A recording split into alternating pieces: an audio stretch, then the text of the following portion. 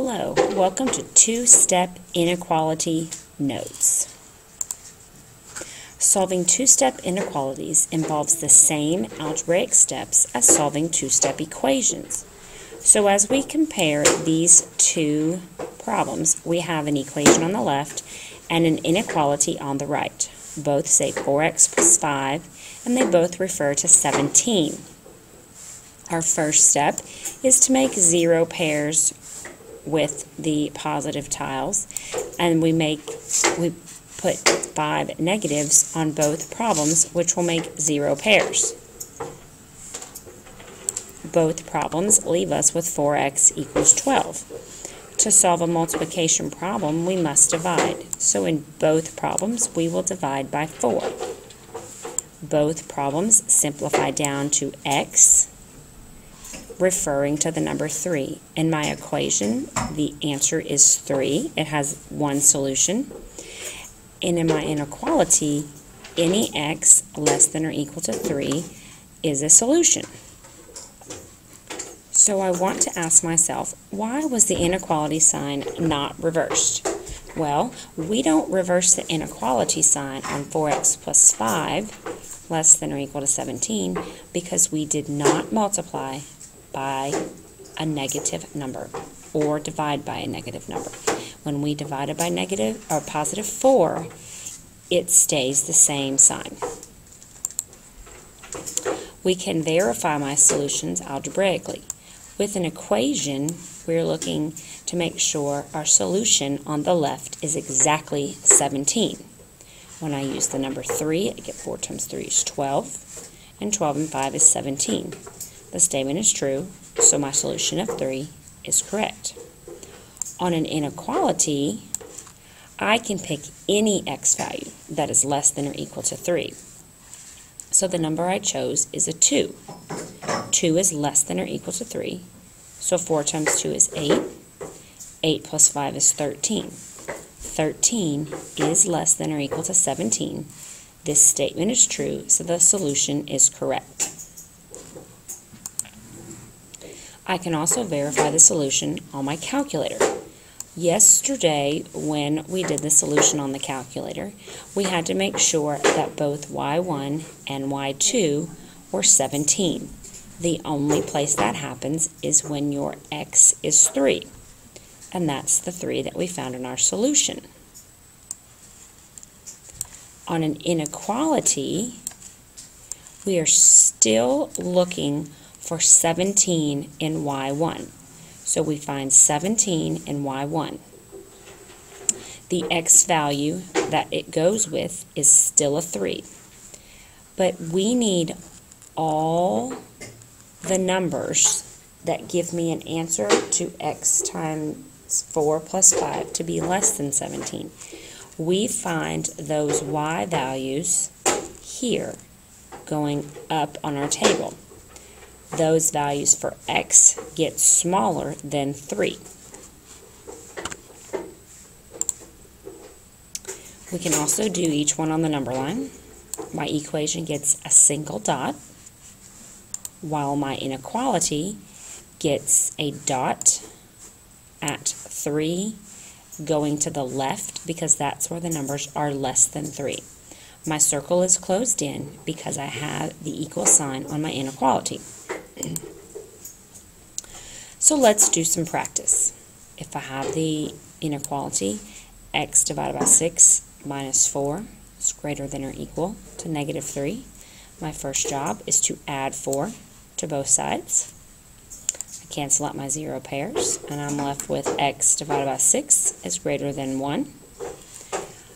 To undo the division of 6, I have to multiply both sides by 6. 6x over 6 simplifies to 1. 1 times 6 is 6.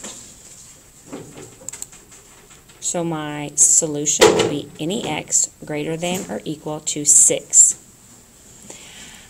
I did not flip my inequality because I did not multiply or divide by a negative. So let's check. I have to pick an x that's greater than 6. We picked 7. 7 divided by 6 is 1 1/6. If I take that and I subtract 4, I get negative 2 and 5/6, which is greater than or equal to negative 3. Since our inequality is true, we know our solution is true. Next example. My goal is to get 0 pairs with the positive 6's. I do that with a negative 6.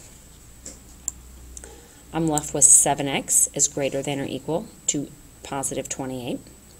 The opposite of multiplying by negative 7, is to divide by negative 7. I'm left with x on the left. 28 divided by negative 7 is a negative 4.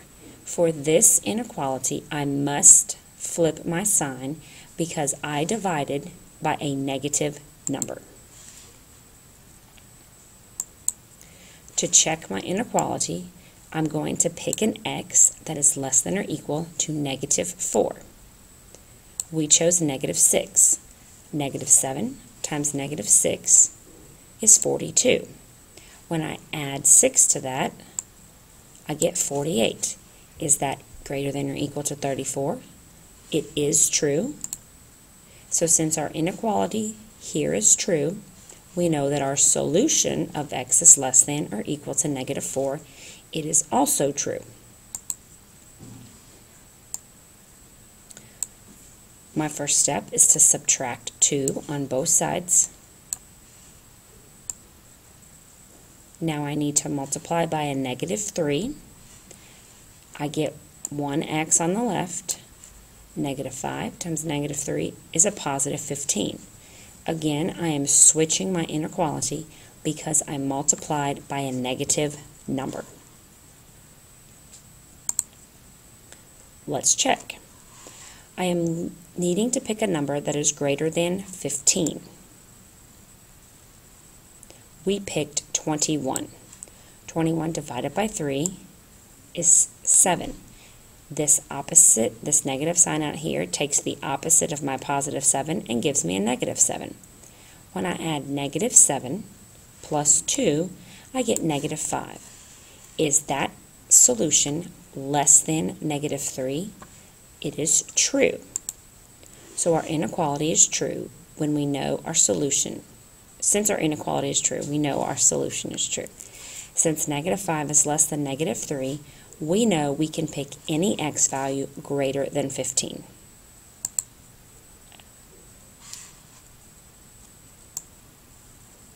Our first step is to subtract 12 on both sides.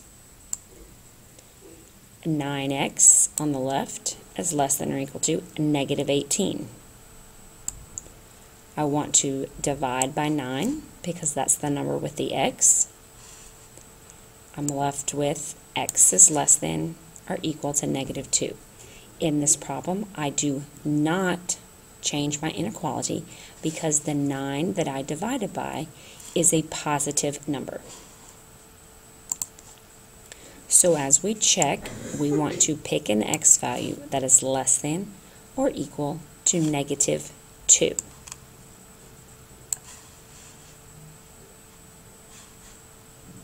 So I have to pick a value for x that is less than or equal to negative 2. I pick negative 5.